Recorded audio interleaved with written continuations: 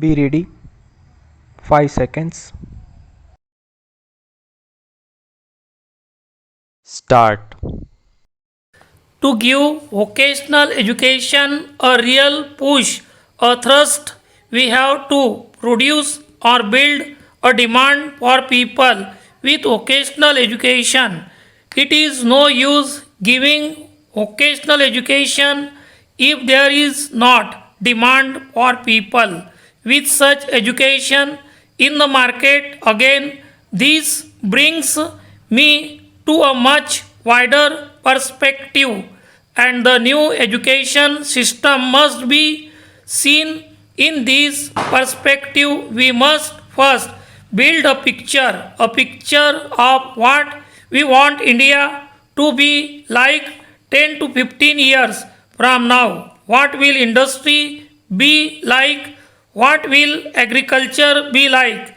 What will services be alike? What will all the order departments in the country be like? From what we must work back and build an education system which will serve those needs. If we are to be given vocational education, if we are to produce better motor mechanics or better carpenters or better builders or whatever, there must be a demand in the market. There must be understanding why it is better only, then it will work para.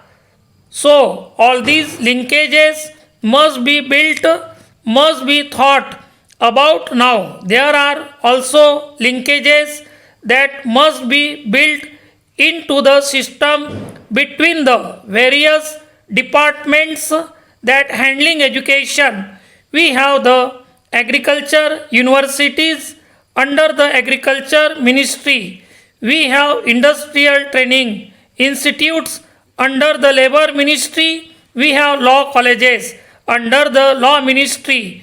We have electronics under the department of electronics. This is a part from what the center does and what the states do. There must be proper understanding between each of these segments. If we look at a specialized college or institution, it must not have such a narrow vision that a full education is not given to students coming through those units. It is not good enough to train somebody in an agriculture college and limit him to a very narrow perspective. The basic requirement of education, which is building the character of the individual, which is preparing him to face the world when he leaves the institution, must not be lost sight of only because an institution is highly specialized in a particular field para. We have created education as a part of the poverty eradication program. Me, because as long as the children of the poor people do not get good education, poverty cannot be eradicated today. However, we find another problem before us, a very serious problem, that is of unemployment of the youth.